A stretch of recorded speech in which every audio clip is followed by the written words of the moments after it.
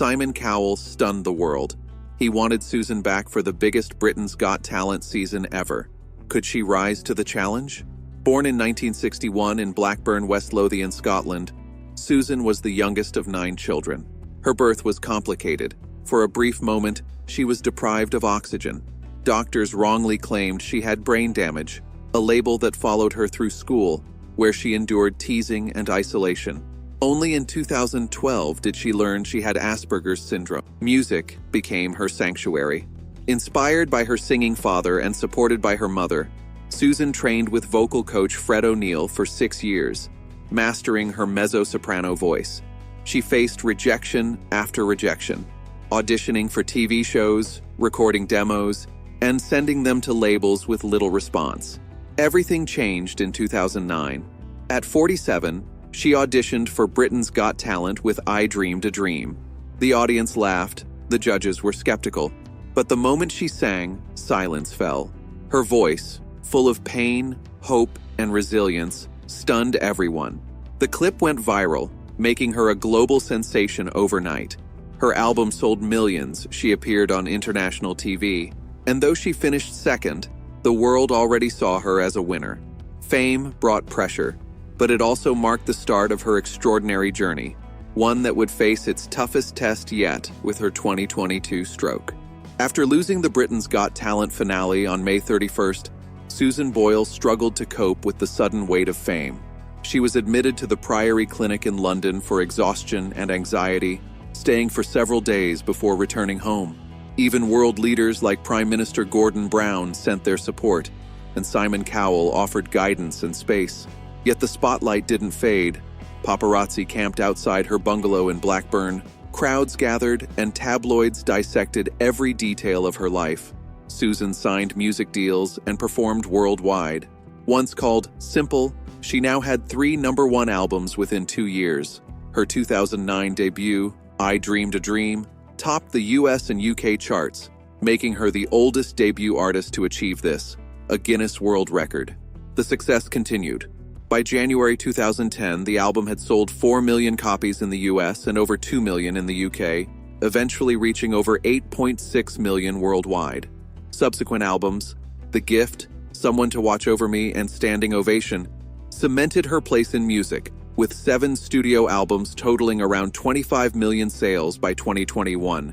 Awards, nominations, and international recognition followed, though fame brought immense pressure. In 2013, at 52, Susan Boyle revealed she had Asperger's syndrome, correcting decades of being wrongly told she had brain damage. The diagnosis explained her struggles with social cues, anxiety, and emotional overwhelm, helping her better understand herself and manage fame. Despite career success, Susan faced personal regrets. She never had children, briefly considered fostering, and had a short-lived romance in 2014. She remained single, focused on music, and often returned to her modest childhood home in Blackburn. Then, on April 30th, 2022, her life changed instantly. A stroke struck, leaving the left side of her face drooping, her speech slurred, and her voice silenced. The singer who had captivated the world suddenly could barely speak or sing. At 60, Susan faced the terrifying possibility that the voice that had sold millions might be gone forever. Doctors warned that permanent damage was possible.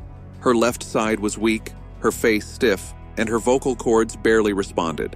For someone whose identity was built around music, even saying her own name became a struggle. Yet within days, she refused to give up.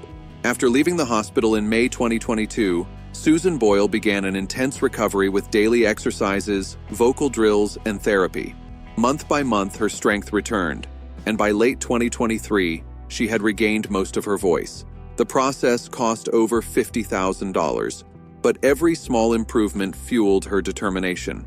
On March 15, 2023, she sang I Dreamed a Dream privately for the first time since the stroke, bringing tears as she heard her voice again. Her public comeback came on June 3, 2023, exactly 14 years after her iconic audition.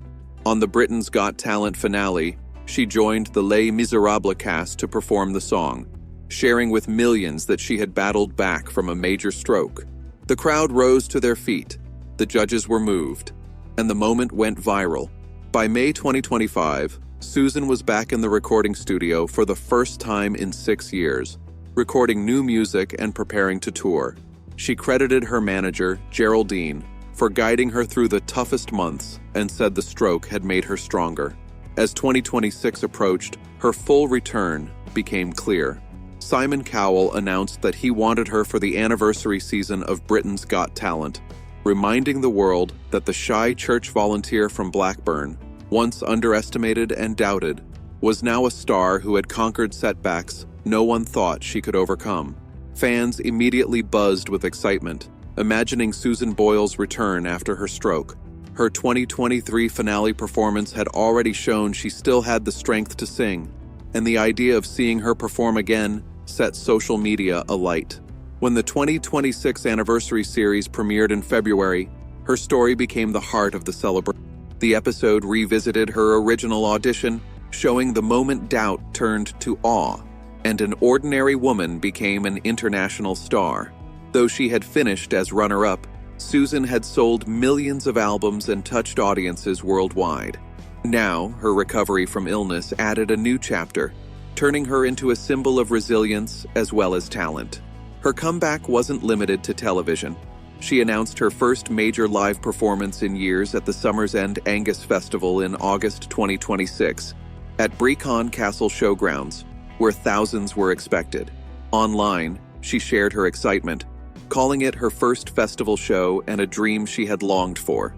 Just a few years earlier, doctors had warned she might never sing again, and now she would stand on a huge outdoor stage, fully ready.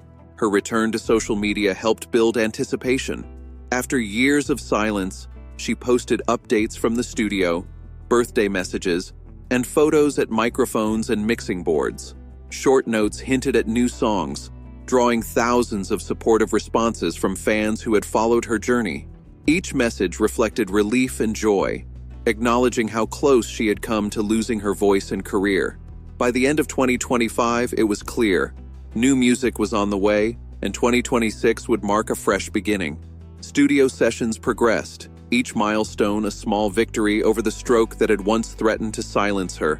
The woman who had nervously stepped onto a talent show stage years ago had survived fame, illness, and doubt, and her voice remained as powerful as ever. This comeback wasn't just a return, it was the start of something new, a journey proving how much can be rebuilt when someone refuses to stop fighting.